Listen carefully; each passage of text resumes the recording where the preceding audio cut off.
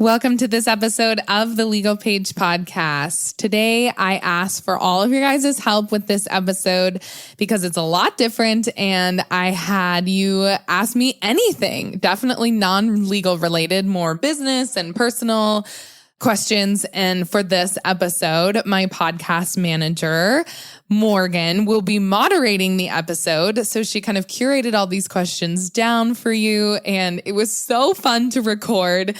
It's a little bit longer of an episode because I kind of went a little bit long with my answers, but I think it's a really fun episode to listen to. So you can split this into a couple parts if you're listening to this at one time. Maybe do the first 30 minutes, to start, and then turn it on later and listen to the last 30 minutes. But I think there's a lot of good nuggets of information in here about myself and how I got started and kind of my background and my family life and personal life. And then also just like good business tips that aren't necessarily legal related at all. So without further ado, let's get into this episode, Legal Pagers. You're listening to the Legal Paige podcast, where we chat about life and business with a legal twist. I'm Paige, attorney and photographer helping online businesses and creatives tackle their business dreams without breaking out in hives. No more legal mumbo jumbo. This podcast features simple, bite-sized advice that'll have you legally legit in no time. Are you ready? Let's get started.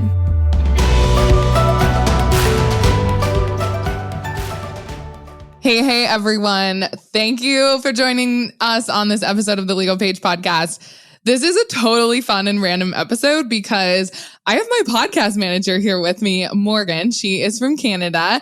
We like to call her our little Canadian unicorn, and she has been a part of TLP for over a year now. And she came up with a really good idea for an episode that's just non-legal related and all things Q&A for me. She kind of gathered a bunch of questions, and basically she's going to be interviewing me, and I'm just going to answer candidly. Morgan, obviously I know you really well, but I would love for you to kind of introduce yourself to everyone listening in, who you are, what you do, how you got into like podcast managing too. That would probably be interesting. Okay. Hi, everyone. So I'm Morgan, the podcast manager at the Legal Paige. Like Paige said, I am from Canada. I'm a mom of 2 boys, so life is busy with them. And I got into podcasting. I actually went to school for television broadcasting and journalism. And when that whole field changed and it became like very robotic, like who ran cameras, like they didn't need people anymore, I pivoted into podcasting. I always loved to listen to podcasts. I'm actually like a crime podcast junkie, and that's my go-to when I'm relaxing at home. So that is how I got into podcasting, and I've been podcast managing for over 4 years now. That's phenomenal. I remember when you applied for the job too. I don't actually totally recall how I put out like the interview process and application process, but you like jumped on it, and we had a bunch of other people apply. And your background, I was like, well, it sounds like she really knows what she's doing, which you did. And then you just like fit so well into our team. You're like a little ray and ball of sunshine. Casey, my operations manager, and I were talking yesterday about you, and we were just saying we love you so much, and you're just such a like wonderful presence to have on the TLP team. You're always happy. And you guys, Morgan has become kind of more than a podcast manager. She started as that, but we call her a unicorn, quote unquote, because she basically takes on like all kinds of random tasks for TLP now that she's been in the trenches for over a year. And we just love that about you. So kudos to you, Morgan, for just picking up every little tiny random project and running with it. It's been really awesome to see. So you're much more than a podcast manager. Thank you. I love that. Okay. So let's dive right into these questions. What do you think, Paige? Yeah, let's do it. Okay. So we broke them down into categories. So you guys, we're going to cover some business questions you asked, law school, photography. Of course, we're going to be talking about the baby and everything else in between. So let's get started with these business questions. How do you do it all, Paige? How do you balance running your business, self-care, and spending quality time with Marco? This person says, I worry I put my relationship on the back burner. Yeah, I would just say it takes a lot of time and management of that time to figure it all out. I did not have it figured out when I first got started. I mean, I was in my young 20s, starting a photography business in law school, and there was no such thing as time management. I worked all hours of the day. I worked in front of Marco on the couch with my computer, like completely disregarding him. I, chose my business over family and friends multiple times over. So I would say it's okay to do at the beginning of your entrepreneurial journey. And it's just kind of reality, if I'm going to be frank. And over time, I just really learned this is what I'm passionate about. This is what I can let go of. This is something I need to touch and work on. And this is something I can give to another person on my team. And that really helps. Like if you are feeling like I can't do it all, I am not giving quality time to my partner or my family, if you have kids or I'm losing friends because of it, then you need to kind of check in with yourself and realize it might be time to hire on a virtual assistant. It might be time to add that first new team member, independent contractor to your team who can alleviate a lot of that stress and take on those tasks you don't really need to touch, that you, of course, a lot of us are control freaks, and I definitely am. And that has, like I said, it's taken time for me to realize I don't need to control and touch everything. But I would just say give yourself grace at the beginning of your journey because it doesn't happen overnight. I would say little tiny baby steps will help you become just more time efficient, better with your time management. And I think integrating time for your personal care and personal self, doing things that bring you a lot of joy and fill up your cup will make you a better business owner overall. And I guess to end this question, I would just say, I'm almost 9 years in now. And so it's almost been a decade. And I truly feel like maybe now I have balance. Maybe. Only some days though. I mean, for example, I just worked a 14-hour day 2 days ago. But I balance it with seasons and ebbs and flows in my business. And I know I can take a good chunk of time off, 2 or 3 weeks. My team can take over everything. But then when it's go time or launch mode, I'm all in. And my team knows that I'm working from sun up to sundown. But I do truly feel 9 years later, I'm trying to figure out the wake up in the morning, have my own little morning routine. Then I get in front of the computer. Then I work. Then I go, on walks, or I take breaks during the day and run an errand. And then, in the evening, I do try to just sign off. And I try to leave my phone in places that I won't be at it 24/7. So I can spend time with Marco and our dog Sugar. And I think that's really important because I'm going to be a mom soon and I got to figure that out sooner or later. I also think, and this is coming from a team perspective and point of view, you do such an amazing job on setting us all up for the week. Every single Monday morning when we get off that call, there's zero questions that normally, there's little questions we obviously need to ask during the week, but everybody's got a to-do list and we're all on the same page, which helps. We all know what the other one's doing. We kind of all know each other's schedules. That Monday morning meeting, you guys, Paige will say this too. If you're not doing a team meeting every single week, I think that's been a really big shift and game changer for sure with this team. Yeah, the Monday morning teams meetings have been, I would say, the best thing that we have ever done with TLP.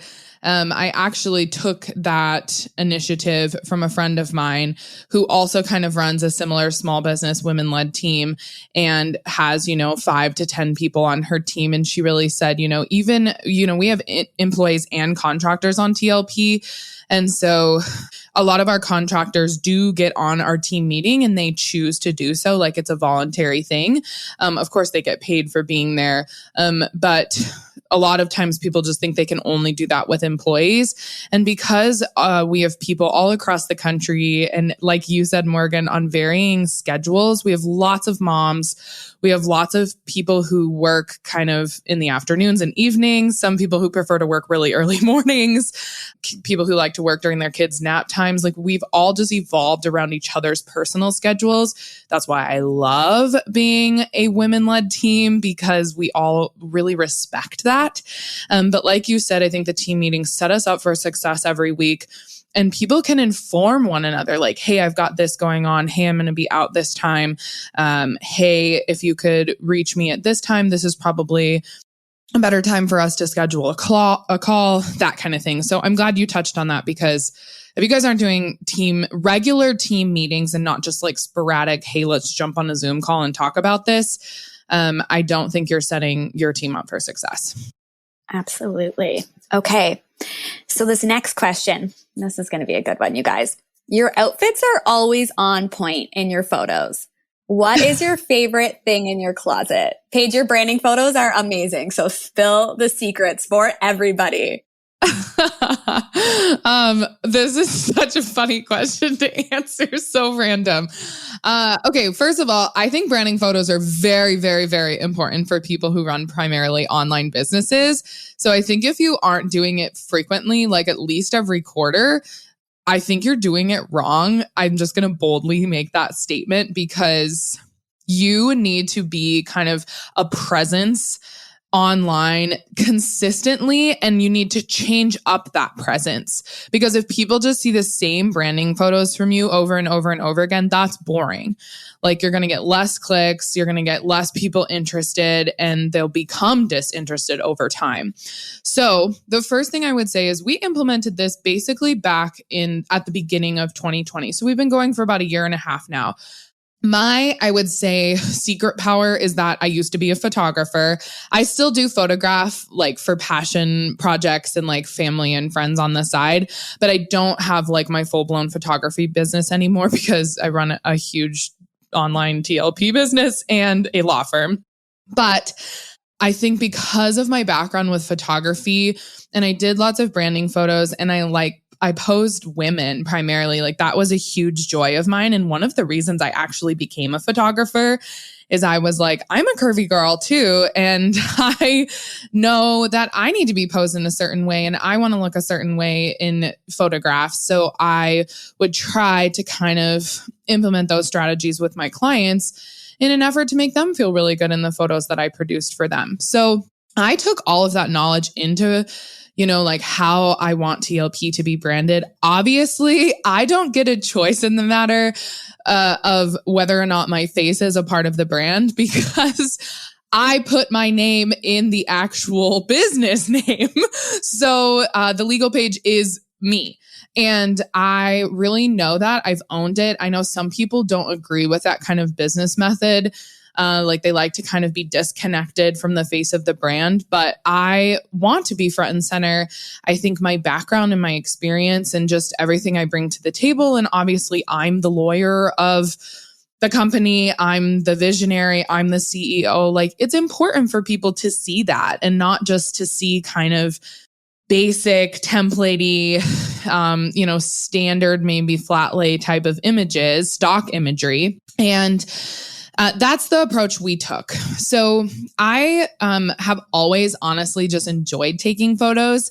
And that has been a blessing, because I can take photos with my phone, and I just kind of have that extra photographer eye. I always have like a little point and shoot camera with me, or I'll bring my big DSLR full frame camera with me everywhere. I make it a point anywhere I go that's like on a vacation or for a work trip. Like I make sure to take at least 5 to 10 photos of just me that I can use for the business. And that is really important. And I would suggest you guys kind of implement that as business owners, because obviously it takes, I've heard it takes up to 3 weeks to form a habit. Sometimes people say over 30 days, but I think it's a little bit shorter now. And obviously you're not going to be doing it straight, but I think it would take, 5 to 10 times to form a habit. So while it may feel like a burden, or I don't want to do these branding photos here and there, definitely like make it a point to do those branding photos. Now, to get to your question on, like what do I love in my closet? How do I actually like put it all together? That is more of trial and error. I would consider myself like definitely a girly girl. I love clothing. My mom kind of like taught me that growing up. My grandma was like, you'll always feel better if you do your hair and makeup every day. And I mean, I hear my grandma still, talking down to me from above and saying, like, Paige, you're going to feel better today if you actually just get ready. So I really implemented that with my business as well. I think I feel better if I like feel good showing up for everyone. And for branding photo purposes, I think the approach I take is, okay, what are my brand colors? I do kind of shop for my brand colors, which is hilarious because my brand colors used to be like pink and raspberry and like just light and bright and kind of, I would say like, I don't know, Fuji pastel colors kind of thing. And so I used to buy my clothing related to that. And now that side of my closet doesn't get touched as much, which is hilarious. I would say, I do blacks and browns and neutrals. We add in some Merlot colors, some greens and blues here and there. But I really just choose what's comfortable. And then I always add in, I'll have like my comfort branding photos. That's like a whole feel of a photo shoot that we would do if I'm actually doing like a quarterly branding shoot. So we do like the comfy ones with sweatpants and, like cute cardigans and sweaters and those type of things, like cozy feel. And then we always kind of do some like fitnessy ones, like outside hiking, Montana, just trying to bring in like my environment and what I love to do where I'm at. And where I live. And then, of course, we always do like a little bit more professional, of course, like lawyerly type photos, what I would look like if I'm going into court or representing a client.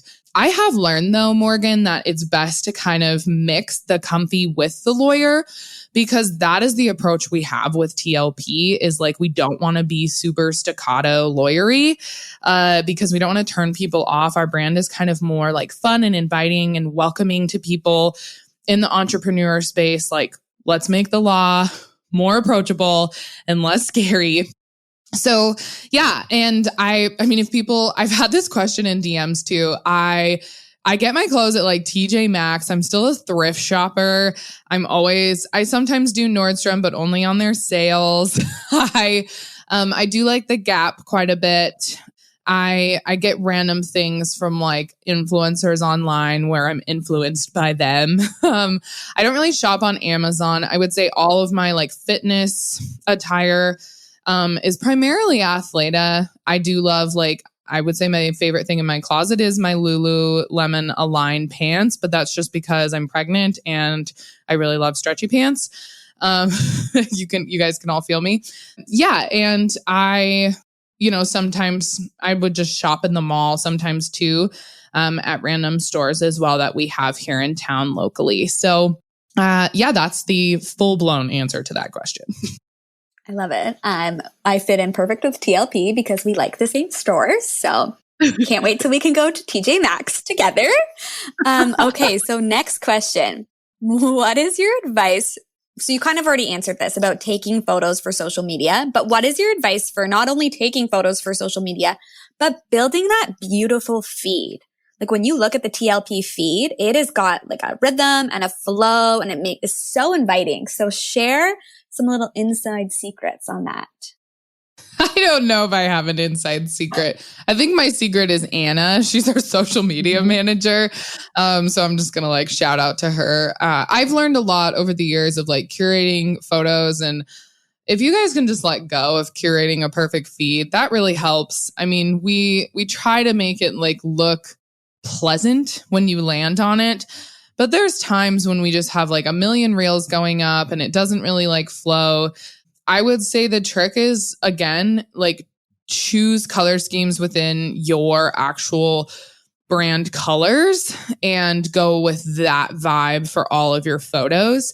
And then you can have a couple outliers, but I would never wear something neon colored or I don't know, anything that's a super, super bright blue or super, super bright orange. Just colors that would totally stick out and not fit in. And then I would say another trick that Anna and I have really implemented social media wise is trying like stock imagery, trying GIFs, trying videos and reels, and then adding in a couple graphics here and there where you can use your branding colors, because that just kind of is a breath of fresh air, in my opinion, of like constant photos of me and my face. Absolutely. I love that. Okay. What is your biggest tip or advice for when it comes to hiring team members? Oh gosh, I don't know if I have one tip. I recently have heard time and time again that the team that gets you here may not be the team that gets you there. And I think it's really important. I consistently am working on my leadership skills, my mentorship skills, being a better boss. I work on that every day. I am not a perfect person. We are all human. And as time has gone on, I think honestly, as I've approached 30, which is happening in less than a month, it's so sad. But I think in my 20s, like you just have a lot to learn and you think you know everything, but you definitely don't. And I don't think anyone is the perfect boss. I don't think anyone is the perfect leader. And I think team members evolve and change over time, and your business, especially an online business, is going to grow and scale and evolve. And like what my business looked like 2 years ago is not what it looks like now. And it's not how my team is run now. I have changed that up over time, and I have found what works best for me and what works best for all of the people on my team. And with that comes like just life events and humanistic things that are just reality. And I just want everyone to remember, like, everyone is human. And so there are going to be conflicts on your team. There are going to be people who are there for very much like what my mom said with friendships, a reason, a season, a lifetime. And that is something I have kept true throughout my, entire life when it comes to team members and people in my life, like friends in particular. I know that sometimes we have team members with TLP for like a short reason or temporary purpose. And then we have team members for a season, like they're there to help us get through a season of TLP. I mean, we had a lot of them in 2020, and I always try to like end on a good note, but potentially like we're both just headed in different directions. And maybe I am looking for someone that they can't fully fulfill the role that I'm looking to have them fulfill on my team. And then, I think if you get the fortunate opportunity to have one lifetime team member, I would say you're doing pretty good as a business owner, but those are far and few between. I would say the majority of your team members are going to be seasonal, which can be for, a short season or a longer season. Many, many business owners do not have lifetime team members where they're there from the beginning and they're there till the end. That's just not realistic. And so just realizing that, when you're bringing on team members, you need to have that approach. I interview multiple times. I don't do kind of the Dave Ramsey, 7 interview step situation that people talk about. I do, 2 or 3 interviews. I trust my gut. I am someone who truly believes that if you're having too many voices in your head and you're overthinking things, that's actually a detriment to entrepreneurship.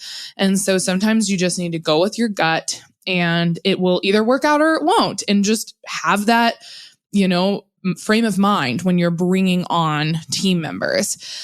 So that, I think my biggest tip, if I'm going to sum that up, is what I said at the beginning, realize that the team that you have now may not be the team that you have in 6-12 months, and that's okay. And Morgan, I think that really comes to show where we have grown as TLP. There are people that have been here for a year or two, and there are people that have come and gone, and there's people we've added that we truly feel like are going to be here for a longer season of time. And I love the team that we have now because everyone's super committed. A lot of people are all in. And I think it's a beautiful thing that we're all women, we all respect each other, and we all kind of have our different way of doing things. And we are all super in tune with those different way of doing things, which is cool. And that takes time as well. So you have to realize like, it's not just going to happen over a week or 2 weeks or a month for a team member to get acclimated to your team. You're going to have to give them time because everyone takes time to learn your processes and other team members' processes and the colleagues that they work with. So that's my answer. I love that. I remember my first 3 months at TLP. I think it took us a solid 3 months for me to just learn your ways, you learn my ways, how we communicate. Because we also communicate so many different ways and 100 times a day, some days. So I agree. You do such a good job on making sure A, we all feel like a big family, but B, that we all just get to know each other really well. And we get that chance in the beginning to just work through those muddy stages in the beginning. And then it's a free-flowing, good relationship. So I liked that. Okay, next question. Your blog is my go-to educational resource. How do you get creative ideas to add to the blog? Oh gosh. I would say a lot of different ways. So I like to always have my finger on the industry. We do obviously blogs for the wedding and event industry, photography industry, and then other online business owners like coaching, people who do online coaching, people who do conferences and big workshops and retreats, dietitians, nutritionists. We have copywriters, we have editors, we have virtual assistants, the gambit, I would say, of online entrepreneurs. And so I get a lot of my inspiration for blog topics from the Legal Page community on Facebook. We've really tried to utilize that resource to our benefit. And when people ask questions in there, if I can turn that into a blog, me and my legal team will do it. Oftentimes too, we generate a lot of questions from our shop inbox or support inbox. People ask the Legal Page questions all the time. And our operations manager will put that into blog ideas. Everyone's kind of all in on blog ideas. It's not just me. I would say lots of team members come up with ideas like, hey, this would be really awesome to create a blog for so that I don't have to answer it again and again and again. And we can just send people the link to the blog. That's a really good approach as well. If you're listening in, if you have more than 2 or 3 people ask the same question, make it into a blog because there's going to be more people that could utilize that resource. And then I think DMs too, people who ask me questions in DMs on Instagram, I will turn that into blog posts. So that is how I get inspiration. And I like to have my feelers out there in other Facebook groups. And of course, this is why I do business research and I follow people online and follow people on Instagram and see what they're doing as well, or questions that are coming up for them. Don't just mindlessly scroll through social media. There's a wealth of information and topics that you can take from people when they're doing Q&As on their Insta stories. Be like, oh, could I repurpose that into a blog pertaining to my business? Because I bet the answer is yes. So that is how I generate ideas for the blog.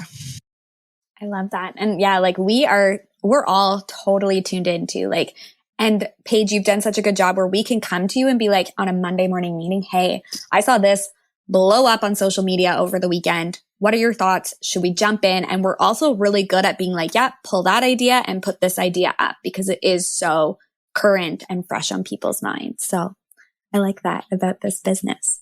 Okay, what is one thing you regret when starting both your photography business and the Legal Page? Was there anything you would change? Oh, I don't know if there's anything I would change. Because I think you can't learn unless you have a couple mistakes and failures. How are you going to get better? Yeah, I would say maybe for the photography business, it's not a regret because I loved being in law school and I have such fond memories of that period of time. But I think I was a little bit in over my head with creating a huge, photography business and trying to scale it and becoming an entrepreneur and being all in on that. And then also still trying to be all in with law school. And academia was such a huge part of my life for basically like 17 years at that point. And I should have realized like I can't do it all, even though I'm a woman and like I try to do it all and I'm such a go-getter in Enneagram 3, but I wish I would have given myself a little bit more grace at the beginning and been like, it's okay if you like don't take on 30 weddings a year when you're in law school, like maybe do 15, or, you don't need to do mini sessions every single holiday. Maybe just do them in the fall, but not at Christmas time, and give yourself like a little bit of space at Christmas time to do personal things. But I just kind of did everything. And I was in law school, like I was honestly poor and living off of federal aid, and the money with photography was really enticing. And I think that's really common with new photographers and entrepreneurs is you're just like, the money, like, oh my gosh, a client's paying me this amount. And then if I shoot 5 different sessions, then I make this amount. And you forget about all the work that goes into that. You're just like, oh, they're writing me this check for $500 versus like really extrapolate how many hours of time that's going to take you in total. And then be like, I'm actually only making like $15 an hour or $10 an hour. Is that actually worth it kind of thing? So that I would say is just a big eye opener for people at the beginning of their small business journey. I agree. And you guys, if you have like questions about pricing and like how to even set your price, Paige actually did a really good episode on this. So go back into the vault and find that one. It was an interview. It was phenomenal. If you guys have questions as she brought up pricing. Okay. One more question here on business related questions. What is your number one piece of advice to new business owners? Well, I think that's pretty simple. Like set up your business correctly. That's such a legal answer, but I would say 90% of business owners would probably say that as well. Even if they're not an attorney, like I just want to make sure I have peace of mind that my business started the right way and the legal way. And I'm prepared for taxes every year, because it's all those back end things that are just going to be a reality that you have to deal with as a business owner. Like you're going to have to put on those hats you don't want to have to put on, especially with creative entrepreneurs. We just are so passionate about what we do and, how we create our art that you just forget you're running a business as well. So get your contracts, set up your business, register it correctly in your county and in your state, and make sure that you're setting up a business account correctly as well, and that you're kind of keeping your personal and business finances separate. And then, get a good bookkeeper or have an accountant on hand. I think people try to do that by themselves a lot of the time, and it just becomes such a headache if you try to do it yourself. So that's my biggest piece of advice, is those tiny little steps are really important. Getting your EIN number, which is like your business identification through the IRS, that's free. All those little steps at the beginning are super important. And lucky for you guys, the Legal Page has all of these resources. We've done podcasts and blogs about it, so you can literally search your question in our little search bar and you will find a piece of information on it. Okay, we're going to get into law school questions. What was the number one piece of advice you received in law school that has stuck with you? It was the first day of law school. I'll never forget this. It's legitimately ingrained in my brain. My professor named Greg Monroe. He was like a legend at the school. He was a plaintiff's attorney and he taught torts, and I friggin' loved him. He was one of my favorite professors, and just a solid, nice human as well. But he kind of gave us the talking to that first day. It was probably within the first 10 minutes of us sitting down for the first time. They kind of do like an introductory day at law school, I would say, or even like just a little session in the morning before you go to your classes. And he looked at all of us and said, the way you look at the world is about to change. You will never see the world the same way again because you're always going to be thinking about it from a legal perspective. That is what law school teaches you, and you have chosen to become a lawyer. And you just have a different take on every situation that can come your way. And that really stuck with me because I do think about it always from a legal perspective, or just how the law implicates basically everything we do. And then he said to us, the next thing was, also be prepared that everyone will come to you in your lifetime for the rest of eternity when you tell them you're an attorney and they will ask you legal questions. So make sure that you have boundaries in place for family and friends and everyone in between asking you for free legal advice. So those are the two instances that stick out in my mind, and they all happen, like I said, within the first 10 minutes. And he just gave this robust, here is law school. Welcome to law school. You are a law student. Big, keynote speech at the beginning of our time in law school. And I'll never forget it. I love that. That is amazing. Okay. What was your favorite part about law school then? I really enjoyed a lot of the extracurriculars I was a part of. I had a couple classes I really loved, I loved my intellectual property class. I loved my contract class. Surprise, surprise. I loved business organizations. I really loved con law as well, constitutional law. That was super interesting to me. I wasn't really very much into criminal procedure or civil procedure, any of those classes, which ended up being what I became decently good at when I was a federal law clerk, because that's all you do is criminal procedure and civil procedure.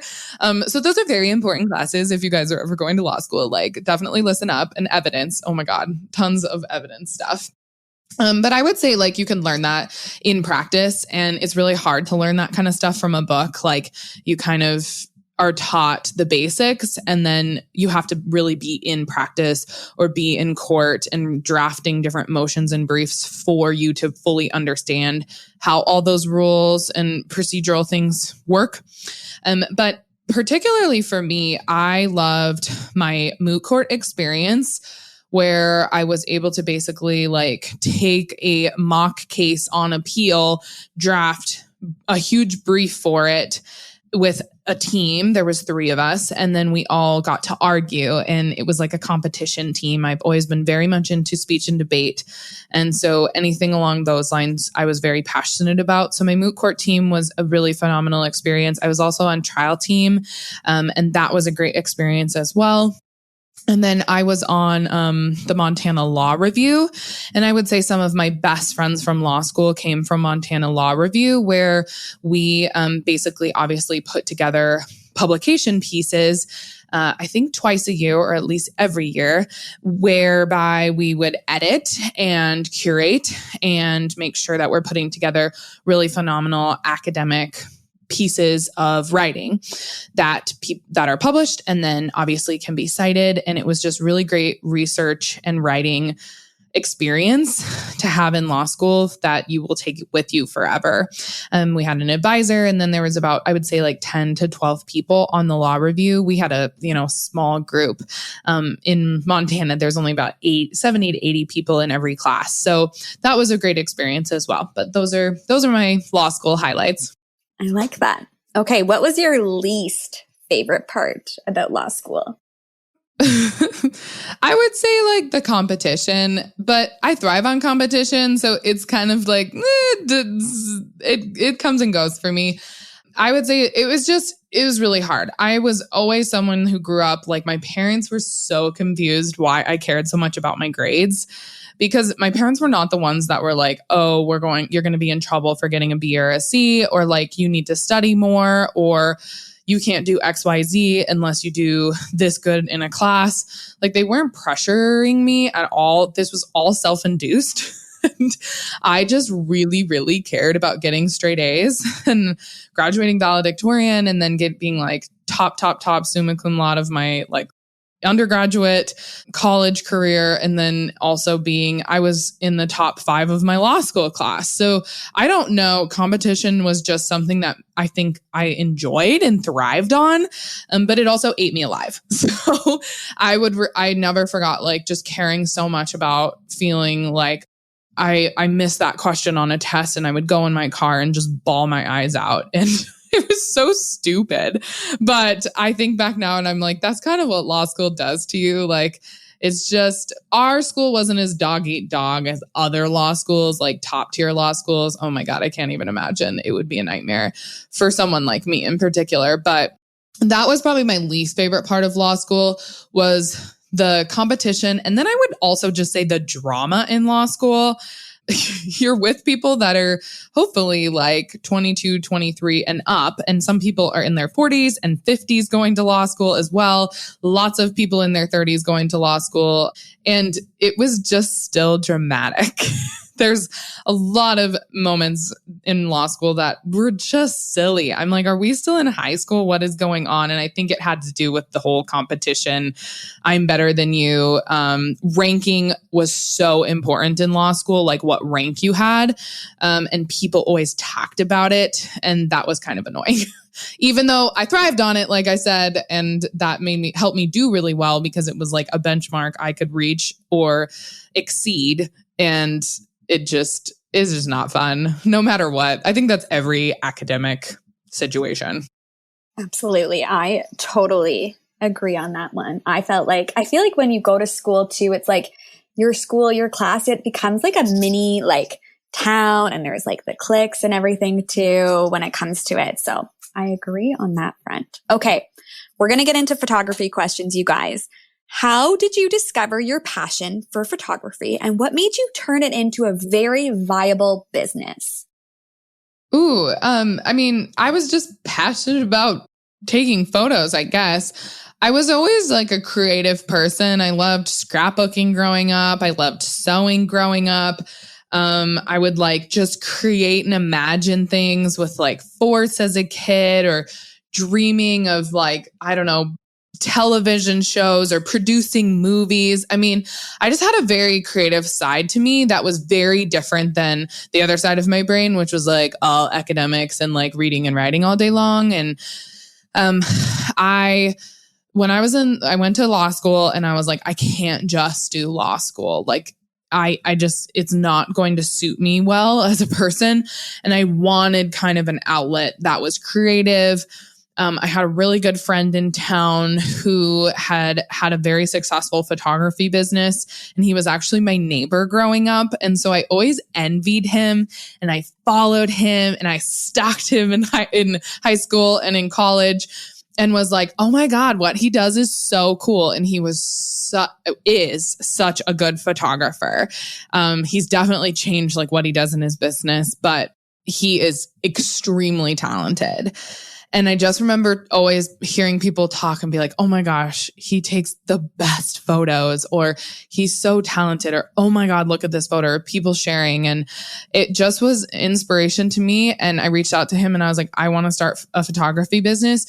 And instead of like competition or like pushback, he was like, oh, awesome. This is the camera you want. This is the lens you want. Let me know if you need any other help. I hope you're doing well. Wish you the best, kind of thing.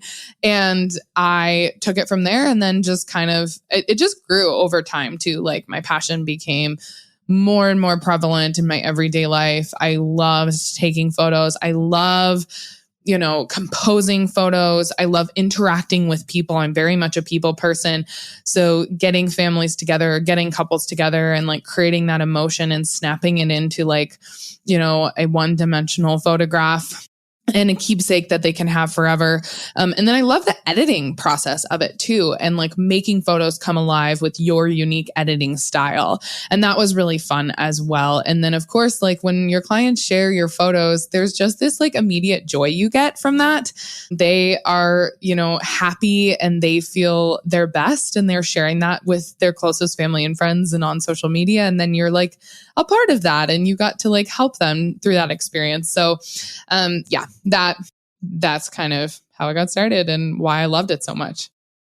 I love that. I loved that whole like community collaboration over like competition that he did, right? Like he wasn't like, this town's small and there's only room for one photographer here. Like he fostered that and fostered that belief in you. I like that. Okay. What is your top piece of advice for someone thinking of starting their own photography business? Is there a specific course you took? Obviously, they need to follow the legal page. But is there any other resources that you suggest? Yeah, I mean, I definitely am a self-taught photographer. So I would say, like, if you haven't gone to photography school, definitely seek out some type of online course. There's tons of them out there.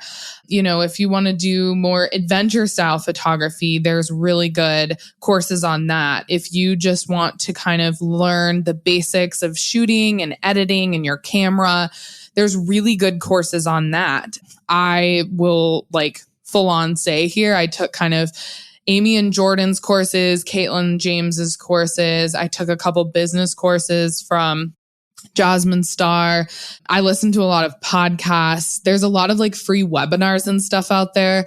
And I was just like soaking in all the education that I could. And I think that really helped me become a better photographer. And then I just tweaked that to my own business style and how I wanted to approach photography.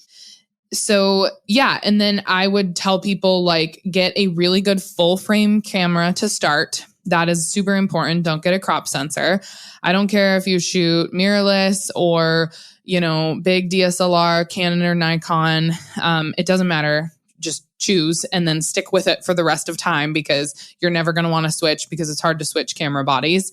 And then get a nifty 50, which is, you know, a 50 millimeter lens. That's pretty inexpensive.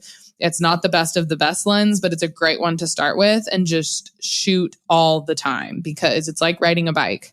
Well, kind of. It's like learning to, I don't know, paint or something. Like you have to continually hone your craft to be better and better and better. And it's not, I think it's something that's ever evolving and you're not just going to like suddenly wake up and be a phenomenal photographer. Like it takes an entire person's lifetime of creative work and changing things up and becoming, you know, like really curating their art to what they want it to look like. And that's what I would suggest for people. I like that. Okay. What is one like gear related thing that you think all photographers need? Ooh, I have a few. So I don't have one. Yeah. So I really like prime lenses. I really have only kept one zoom lens in my camera bag ever, which is my 24-70. But mostly, you know, I'm always shooting on a prime lens. So a 50 millimeter lens, a 35 millimeter lens, and I'd say an 85 millimeter lens is what I use most often. And then I would say another piece of gear is my shoot sack. It's like what I would wear basically at every session where it's super easy for me to get in and out of and switch out lenses on my camera bodies. I was never a camera strap person, which is kind of interesting, but for portrait sessions, I would just always hold my camera body and switch it with my hands. I did have a hold fast gear like strap for weddings. And people always used to say they looked like holsters because I'd have two camera bodies on each side of me. And it was phenomenal. It helped my back. It helped just overall like body aches the day after the wedding. And it was also very efficient for me to have two camera bodies and two lenses on each camera that were very different. So I could get different perspectives every time I was shooting and wherever I was standing to shoot that particular photograph. And then the final thing is a reflector. So I used reflectors all the time for portrait sessions. It was really important for me to be able to bounce light because while I could try to find the best lighting scenarios in a certain location, I'm in Montana and it's just bipolar weather. And like, I can't just always, you know, guarantee that I'm going to have a solid cloud cover or I'm going to have at least a little bit of sunshine. And so I really needed to have that reflector with me at all times. So those are like my top gear things that I would suggest. Okay, guys, we're moving on to babies. Are you married? I haven't seen any wedding pictures. Everyone always asks me this. Yes, I am married. Marco and I have been married for almost 2 years now. We just haven't had a wedding ceremony yet. There's a lot of things that happened. And I was just talking about this with a friend the other week and was like, it just like, I truly sometimes believe in fate and that things are all meant to happen for a reason. And it just wasn't the right period of time to do that, apparently. We had rescheduled and canceled our wedding 3 times, which was insane. And then I just needed a lot of time to just decompress from all of that because it was super emotional. Like, I am someone who grew up wanting to like have a wedding and celebrate and like be a bride and wear a wedding dress and like commensurate our love together. And I have never really been able to do that in front of our closest friends and family. So Marco and I got married at the courthouse, not in front of a judge. We filed a declaration of marriage because you can do that in Montana. And we didn't tell anyone. We just went one random Friday and wrote it on a piece of paper. And then the clerk of court was like, they grabbed a couple people from behind desks and those were our 2 witnesses. It was hilarious. We have like one photo of us and it's a horrible photo. They took it on our like smartphone and there's like bad lighting and we're just like holding up the piece of paper and like that's our wedding photo right now. It's so funny. So no, we have not had a wedding ceremony, but yes, we are married. We're very happily married. Marco and I have been together for a very long time as well. We've known each other for almost 13 years now. Of course, at the beginning stages, it was like on and off and we were just like growing up and going to college and trying to figure out what we wanted with our lives and also lived in different cities. But I feel like the moment I met him, I just kind of, I don't know. I just knew. I just like always knew he was my person and we always came back to each other. So yeah, I would definitely say he's my soulmate and I truly believe in soulmates. So I'm very, very happily married. And we do have rings, which has been nice. We've kind of made sure to both have rings and it's been fun to kind of like design our rings together. And we are hoping to have a wedding next year. Crossing all fingers and toes. Like, I really want to have a wedding. And the longer I wait, I just feel like I'm going to regret it later on in life if I don't do it sooner. But I think it's kind of perfect because we might have a baby in all the photos. Well, we will have a baby in all the photos. Oh my God, that was just the best romantic love story ever. That just like beat every book on the planet. What are you most excited about when it comes to growing your family and having your first baby? Oh, I don't have a ton of excitement right now. I am super nervous, Nelly, to become a mom. Like, I think I always knew I wanted to have a family. And we were trying. So it was like, it was definitely planned. But I just didn't think it would happen so fast. And I just was like, okay, I guess this is happening. But I'm very glad I have 9 months to prepare. I'm honestly very, very excited to just like see what the kid looks like. I want to know if it looks more like me or looks like Marco or looks like both of us. We have lots of height in our family. Like Marco's 6'4", my brother's like 6'7", I'm 5'9", Marco's sister's 6 feet almost. We just have lots of tall people and like other, parents, and his whole side of the family is very tall. So I have a feeling I'm going to have a very tall child. I kind of am interested and excited to see like what they're into and what their interests are. And like, are they going to be super tall and like into sports, or are they going to be, I don't know, like a violinist? And are they going to like, I don't know, be a cartoon drawer? I don't know. Just, I'm so interested to see what the kid is like. I'm also very interested to see like the type of parents we become, because I think I'm a very, I would say, chill mom to be. And I've had my friends say that. I don't want to like over prepare. I don't want to get all the things. I just don't really care so much. I'm like, people have been doing this forever. Like my parents didn't have very much when we were kids, and my mom figured it out just fine. And she was pretty young when she had kids. And then she was a stepmom to 2 kids as well. And she's great. And my mom is going to be here. And I'm so thankful that I'm super close to my parents. I'm very excited for my parents to be grandparents and have a kid in their hometown. They have lots of grandkids that are, well, a few grandkids, not a lot, that are in other cities. And I think that pains them because they can't see them all the time. So I'm really excited to see how the family dynamic changes with like the grandparents being over here all the time at our house and vice versa. I'm excited to see Marco become a dad. And that's, I think, what I'm excited about. But mostly nerves, like, okay, I just got to get through this newborn stage. I'm very nervous about newborns. I like toddlers and like when they can sit up and hold their head. And I like it when they can go to the bathroom on their own and all that stuff. So newborns are not, I just am terrified of them. I'm going to say, though, once they learn to go to the bathroom, we're in this stage right now. It's also scary. You don't know how much toilet paper was just used. You don't know what else went down that toilet. We've had a few scary incidents, but I was a nervous Nelly too. I remember the night before going to have our child and Googling how to change diapers. I already knew how to do it.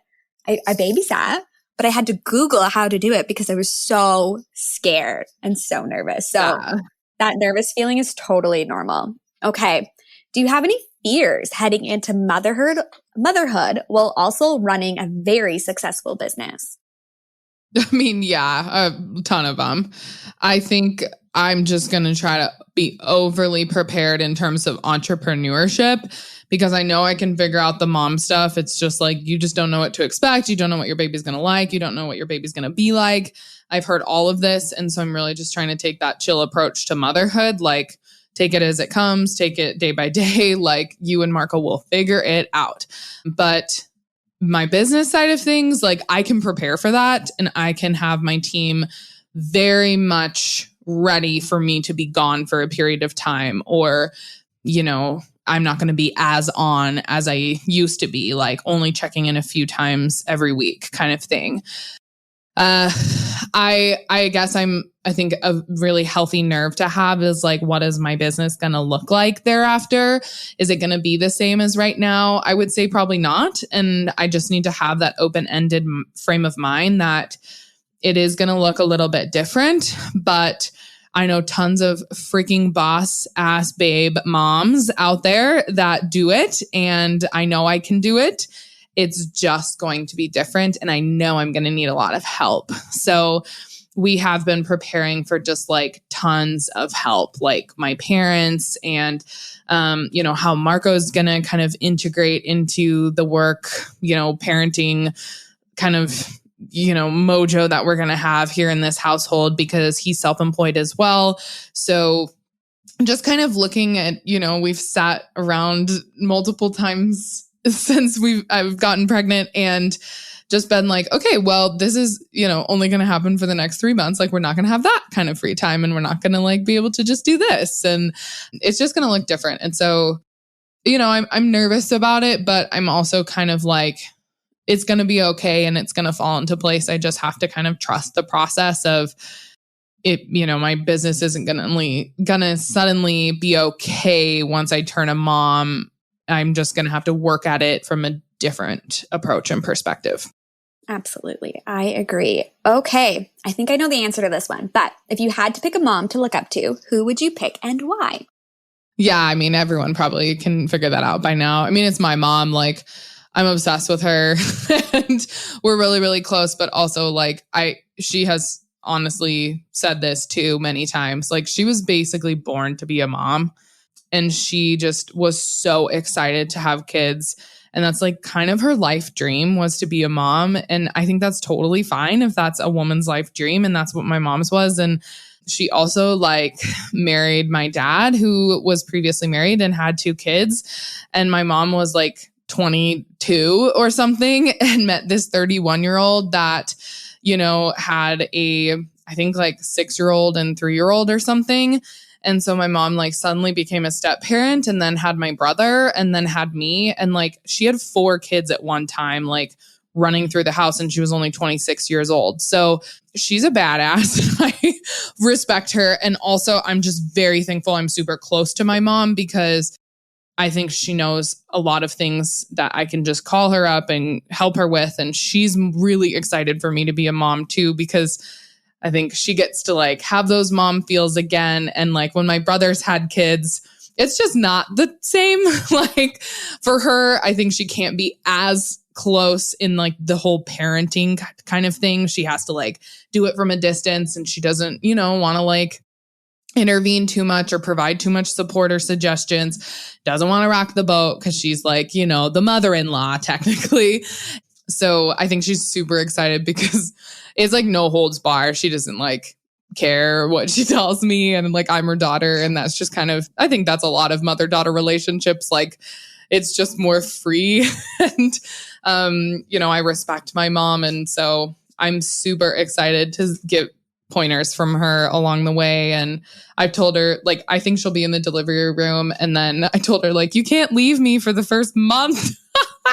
Some people are like, oh, I want to go home and have my time with my, my partner and just be with my kid. And I'm like, no, I want my mom there 24/7. I want her help.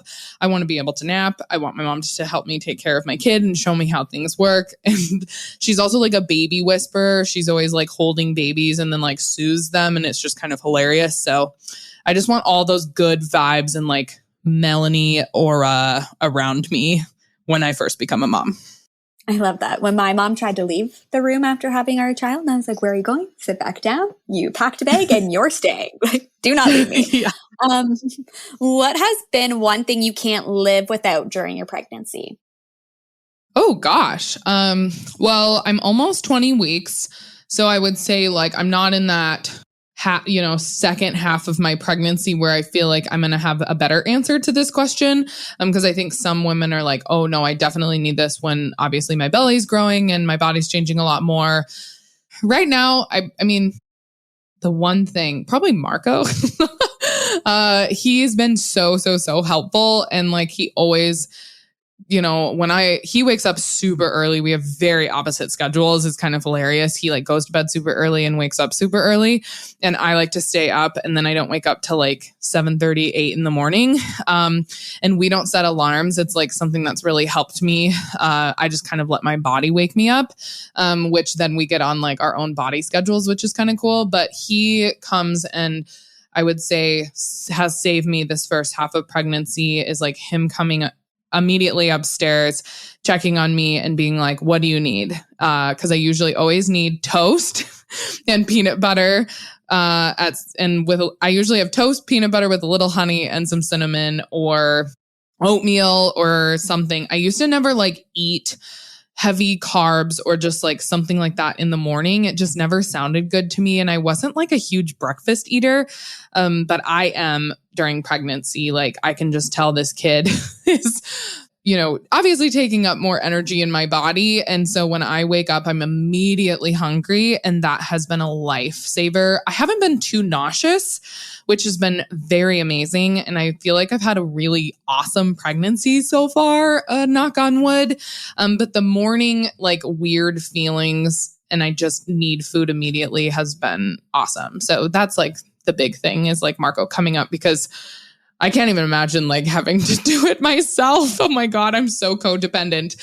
I can't imagine having to like get up and go downstairs and like make it myself in the kitchen. Marco's been gone a couple times and it's been agony to do that. So it's kind of hilarious.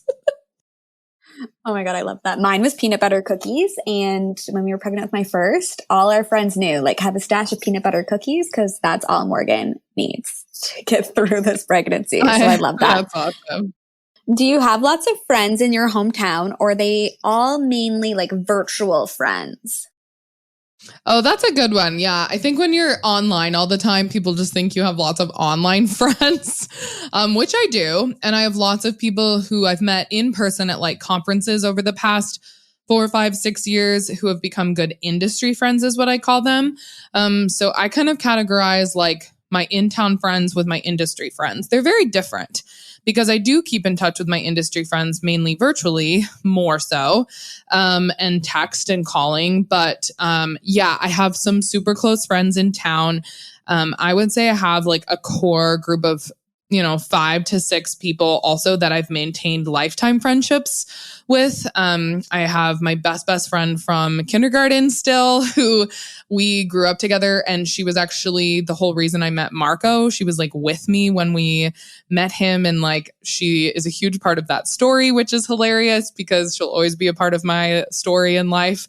I have a really good friend from first grade that him and I have stayed best friends now forever and ever. And yeah, I'm so excited to like become adults with all of them too. It's been so fun to like see our lives change and like how we've grown as individuals since obviously childhood. And then I have a really good friend from 6th grade, and she actually just moved back to my hometown. The other 2 do not live here anymore, but I love having her back, and she is just such a joy in my life. I always call this particular person the most solid person I've ever met. Like, she's just such a solid human. Even my parents say that. They're like, she is such a solid human. I don't think she's ever been in a fight with someone. I think she's always gets along with people. And I'm just so glad she's back. So we do lots of things together, and we make sure to like meet up in town and go on hikes and go golfing. And I don't know, we can just like play games and hang out as well. Go to restaurants, go to bars, that kind of thing. And then I have some like really good core girlfriends that I've met just in my adult years. A couple of them I actually met last year during COVID, and we call ourselves like the COVID friends, where we kind of like found our little quarantine group. And that's been really nice because I think I yearned for that for the past few years, where I was like, I have a lot of virtual friends right now, and I have a lot of friends in my past that I've maintained friendships with, but I don't have like core friends in town that are kind of on the same life path as me, where they are married or they're like wanting to start a family or they have little kids, where we're kind of all in the same life arena together. And so I feel like, I don't know, some higher power just presented them to me last year, and we became really, really close. And so they've been my close girlfriends here in town as well. And we do things together and with our partners, and it's been pretty awesome. And one of them just had a kid, and now I'm having a kid, and the other one's trying to get pregnant. So it's like kind of all serendipitous on like how our lives ended up really molding together. But yeah, I have virtual friends and in-person friends. And I think it's important to keep both. I will go back to like, my mom always said, you're going to have friends for a reason, season, a lifetime. So I have lots of reason friends that I'm no longer like super close with. I have lots of seasonal friends, like college friends. I have one friend from college, basically, that's still my best friend that I keep in contact with, but that's it. One. And I have one friend basically from law school that I'm super close with and keep in contact with. So I consider those seasonal friends. And I think that's okay. And people need to like let go of having like a bazillion lifetime friends, because I actually don't think that's super well suited for humans. I don't think you can maintain that level of friendship with a large group of people. So that's why I try to keep it, around 5, 6, 7, maybe. And yeah, the in-person friends have meant a lot to me, especially over this past year. I think we've all realized like the virtual world is like fine and dandy, and it's like there to like serve us when we need it. And it's obviously helped our whole world and economy keep in touch and grow and continue to run. But I think everyone really yearns for like those in-person experiences. And I have loved having my friends in town that I can just like go on a hike with, or go shopping with, or go out to dinner, have a glass of wine with, or just like go over and talk and vent and like hang out with and eat a bowl of popcorn, or, I don't know, eat a whole cake with. It's nice to have those girlfriends. Absolutely. I agree on that. Okay, guys, we're going to get into some podcast questions and wrap this episode up. So your podcast is so successful. How did you get started? I think I just started. I took this course from Kinsey Roberts. Now that I think back on it, she is the like voice behind the She Creates podcast, I think is what it's called. She Creates Business, I think, podcast. Kinsey owns like a venue down in Colorado, and then she is a successful podcaster as well. And she put out a course on like how to start a podcast. So I took that and I implemented a lot of those things. And then I did not get like expensive equipment or gear or anything. I was like, I don't know how this is going to go, and I don't want to put a lot of money and expenses into it. So I basically just started recording and came up with the idea of like, okay, what is an avenue of marketing that I could implement to TLP that really showcase my expertise? I love, honestly, talking and speaking and educating. And so because that's been a huge part of my life, basically since high school with speech and debate, throughout my life, I wanted that to be a part of TLP. And yeah, I got into podcasting, I guess probably right away. It was kind of like 2018 into 2019. And I really wasn't good at like batch recording or recording episodes. And it was like very hit or miss. Also very much like, oh crap, it's, supposed to come out on Wednesday and it's Monday and I need to record and then someone's got to edit. And it was just like a whole mess. So it took a while for us to find a flow, but I think after, I would say, beginning of 2020, I was really like, okay, we're going to make this podcast like a thing. It's going to be very helpful for people. And I think it's a great way for me to showcase kind of my expertise as a lawyer, but also bring in tidbits about my life and like business and CEO tips. So yeah, I would say, that's how I got started and that's how I became passionate about it. And I just like talking. Surprise, surprise. This is a long episode because I like to talk. I love it. Okay, last question, you guys. How do you keep up with podcast recording? That's a good transition because I don't, except sort of. So Morgan has been very instrumental in like helping us figure out batch recording. So I would say just this year, we've really tried to do batch recording more. And it's really nice because then my team can be like a month or 2 or 3 in advance prepared. And I don't have to think about the podcast coming out. And then it gives me a lot of more like flexibility and grace and space for me to record the upcoming podcast where I'm not like, oh my God, this is coming out next week or the week after. It's coming out in a month or 2 or 2 or 3 months. So, okay, so we utilize a task management system called Monday.com, and Morgan has an entire channel in there devoted to the podcast. And so she actually is basically the mastermind behind creating the podcast outlines and getting everything scheduled, working with guests and figuring out like planning times and scheduling podcast episodes for me. She creates all of the outlines for us for the topics. So her and I usually come up with topics together, or I will like send her topic ideas as well. And then she will go do all the research. And this has taken time. This is also where I'm like, you guys, you bring a team member on, and like Morgan couldn't do this her first month or 2. Like it was just, she had to figure out my strategy and like how I like to record. And, my style, like she doesn't write everything out. I really like Q&As and questions and bullet point kind of things for episodes. And so she's realized, that's how I have to draft these podcast outlines for Paige. And so the whole goal is we do this in advance. And so Morgan will prep, I would say about 12. So 12 weeks worth. And we have guest episodes in there and then solo episodes. And then she will plan different batch recording days for me. We are kind of flexible with that sometimes. I have to like move things due to like other, happenings in the business or launch periods, or we have, I don't know, some crazy thing occurring in the business that is more important to take on. And so we can move batch recording days, but we really try to stick to that because it's easier. You guys, this is all like the batch recording mindset. Once you're in it and you're in the trenches, it's better to just like go for 4 or 5 hours and get all of your podcast done at one time than like do one, go do something else. You're not going to come back to it. So then it's going to be like 2 days later that you record your next one.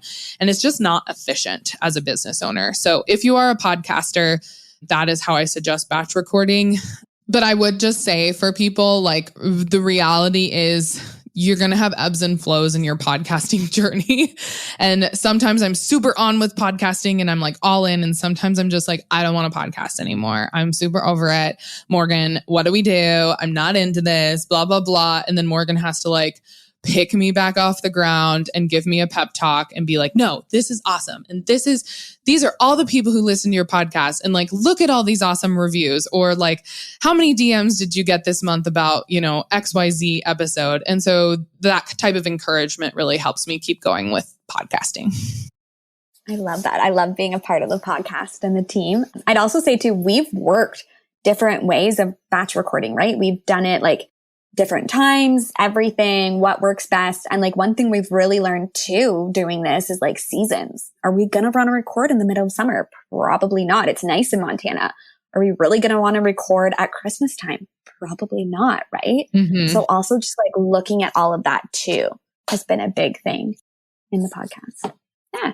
Yeah, absolutely. I mean, you just forewarn me, like, Paige, I know you're not going to want to do it at this period of the summer, or, basically November through December, we usually have like big Black Friday sales. So I'm super preoccupied with all launch stuff. And then I just want to have Christmas time. So Morgan is always like in October, basically pressing me and being like, we need to get all of November and December done, and potentially the first couple of weeks of January, because I know you and it's going to take you a little bit of time to like get back into the swing of things as the new year rolls around.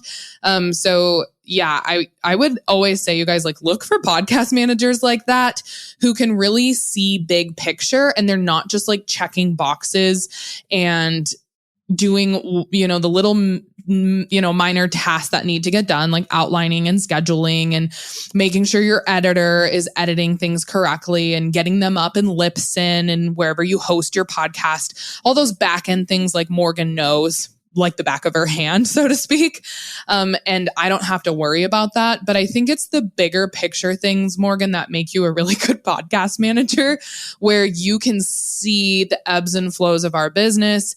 And me as the podcaster, like the main person speaking on the podcast, like what I enjoy and what is going to make me be a better podcaster. And so you always push us in that direction. And yeah, anyone who like is interested in podcasting or like has people that help with their podcast, like keep that in mind, because you want to be able to kind of foster a good podcast team that can do that for you. We have a very like hands-off editor as well.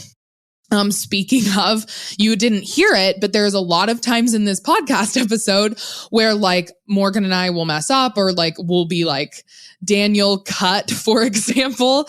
And he has learned too, like, oh, that is the way that Paige podcasts. And that's how she alerts me, like as an editor, hey, this is, what I want to take out. And this is how I want to like curate this episode, so to speak. And so, our little core team of 3 here, I would say, is the podcast team for TLP, has really grown and evolved as well. And it's kind of become this like really nicely flowing experience where we all just kind of understand what our roles are and how we all best work together and how we can like help the other one do better with podcasting, or what, whatever our niche in the podcast world is. I completely agree. And just like, I know Daniel's boundaries and like his schedule, and like that took a while to put into place too. So I think you like hit the nail on the head. It's all about the team and just going through. There's going to be messy periods at the beginning, and eventually like you stick with it and you guys learn each other and you learn the other person like the back of your hand. And then it shows, and it shows in your episodes, which translate into downloads and other areas of your business. So I completely agree with all of that. And with that being said, that was our last question, you guys. This was such a fun episode to record. Yeah, it was a super fun episode. Sorry I was long-winded on some of my answers, you guys, but it was kind of fun to just like talk randomly and like not just legal spew things at you as an attorney. So Morgan, thank you so much for putting together this random Q&A episode and for, being the moderator of the podcast. I was so honored. This was so fun, guys. All right, you guys, we will be back. We, as in Morgan, will be behind the scenes, and I will probably be the speaker again of the TLP podcast. Same time, same place next week. Thanks so much for listening to this episode of the Legal Paige podcast. See, I told you being legally legit isn't so scary. Be sure to visit thelegalpage.com for all show notes. And it would be super awesome if you could head over to iTunes and leave a review. Last but not least, don't forget to join my free Facebook group for unlimited legal and biz Q&A. Chat soon, Legal Pagers.